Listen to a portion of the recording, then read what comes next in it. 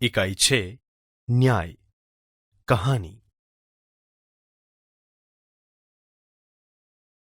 श्रवण कीजिए। पुराने जमाने में इराक की राजधानी बगदाद में एक व्यापारी रहता था। नाम था उसका अली ख्वाजा।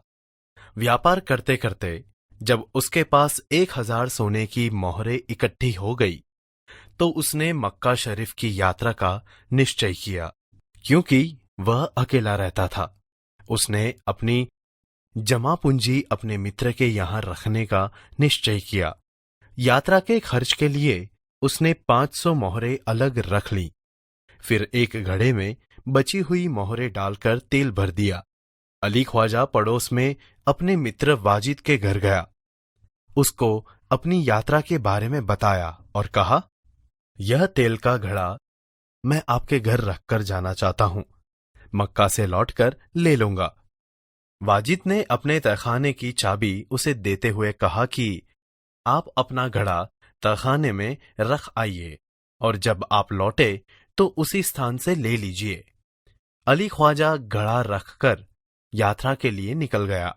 एक दिन वाजिद के घर दावत थी। तरह तरह के पकवान बनाते हुए तेल खत्म हो गया। रात का समय था। वाजिद की बीवी अपना सिर खुजलाने लगी। तभी उसे अली ख्वाजा के तेल के घड़े की याद आई। उसने वाजिद से कहा, आप तहखाने में रखे तेल के घड़े से थोड़ा तेल निकाल लाइए। इस समय बाजार तो बंद है। कल सुबह बाजार से नया तेल लाकर घड़े में भर देंगे। ख्वाजा आज रात ही आकर तो तेल नहीं मांगेंगे। बीवी की बात सुनकर वाजिद तहखाने में गया। जब घड़े की सील खोलकर तेल निकालने लगा तब घड़े में से सिक्कों की आवाज आई। उसे लगा कि घड़े में तेल के नीचे कुछ है, इसीलिए उसने दूसरे बर्तन में सारा तेल निकाल दिया। उसने देखा कि घड़े में तो 500 सोने की मोहरें थीं। उसने उन मोहरों को अपनी तिजोरी में छिपाकर रख दिया और तेल लाकर बीवी को दे दिया। अगले दिन उसने बाजार से नया तेल लेकर घड़े में भर दिया। उसे वैसे ही सील बंद कर दिया जैसे ही ख्वाजा अली ने किया था। कुछ दिनों के बाद ख्वाजा मक्का की यात्रा से वापस आया। घर में अपना सामान रखकर वह सीधा वाजिद के घर गया और अपनी यात्रा की सारी बातें बताई। फिर तेल का घड़ा लेकर वह घर आ गया। जब उसने घड़े का तेल निकालकर देखा तो उसके पैरों तले जमीन ही खिसक गई। वह सिर पकड़कर बैठ गया, क्योंकि घड़े में एक भी सोने की मोहर नहीं थी। वह सोचने लगा, अब क्या किया जाए।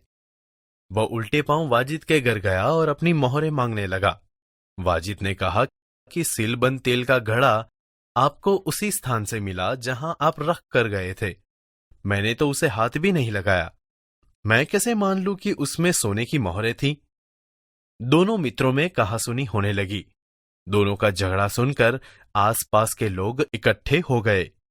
उन्होंने जब झगड़े को बढ़ते हुए देखा तो ख्वाजा से कहा कि आप काजी की अदालत में जाइए, वह ही आपके झगड़े को मिटा सकता है। ख्वाजा ने काजी की अदालत में अपनी बात रखी, परंतु पक्के सबूतों के अभाव में उसे वहां से निराश लौटना पड़ा। तब उसने बगदाद के खलीफा के यहां अपील की और न्याय मांगा। खलीफा ने उसकी अपील स्वीकार कर ली। खलीफा ने सारे मामले पर विचार करने के लिए कुछ समय चाहा। 1 सप्ताह बाद का समय सुनवाई के लिए दिया गया। ख्वाजा और वाजिद का किस्सा अब प्रख्यात हो गया था। खलीफा एक दिन अपना भेष बदलकर शहर में घूम रहे थे। तभी उन्होंने कुछ लड़कों को न्यायालय का खेल खेलते हुए देखा। वह छिपकर उनका खेल देखने लगे। उन्हें लगा कि जो लड़का न्यायाधीश बना है बड़ा समझदार है। वह जिस तरह न्याय कर रहा है बिल्कुल ठीक है। इसलिए उन्होंने उस लड़के को अपने पास बुलाया और उसका नाम पूछा। लड़के ने कहा, मेरा नाम हसन है। खलीफा ने कहा, मैंने तुम्हारा खेल देखा, तुम बहुत समझदार हो, कल हमारे दरबार में आना। अगले दिन खलीफा के दरबार में अली ख्वाजा, वाजिद और हसन उपस्थित हुए। खलीफा ने हसन से कहा कि तुम इन दोनों के झगड़े का किस्सा सुनो और बताओ कि इनमें से कौन सच बोल रहा है। हसन ने दोनों की बात ध्यान से सुनी। फिर उसने दो तेलियों को बुलवाया। थोड़ी देर में दो तेली आ गए। हसन ने उनसे कहा, आप इस घड़े के तेल की जांच कीजिए और बताइए इस घड़े में तेल कितना पुराना है। दोनों तेलियों ने बारी बारी से तेल को देखा, सूंघा और चखा। फिर अपना निर्णय दिया। घड़े का तेल 2 महीने पुराना लगता है, इससे ज्यादा नहीं। वे बोले। तेलियों की बात सुनकर वाजिद तो घबरा गया। अली ख्वाजा खुश होकर बोल पड़ा, हुजूर, मैं तो 6 महीने पहले मक्का की यात्रा करने गया था, तभी मैंने तेल खरीदा था। तेलियों और अली ख्वाजा की बात सुनकर वास्तविकता का ज्ञान हो गया। खलीफा को न्याय के लिए सबूत मिल गया था।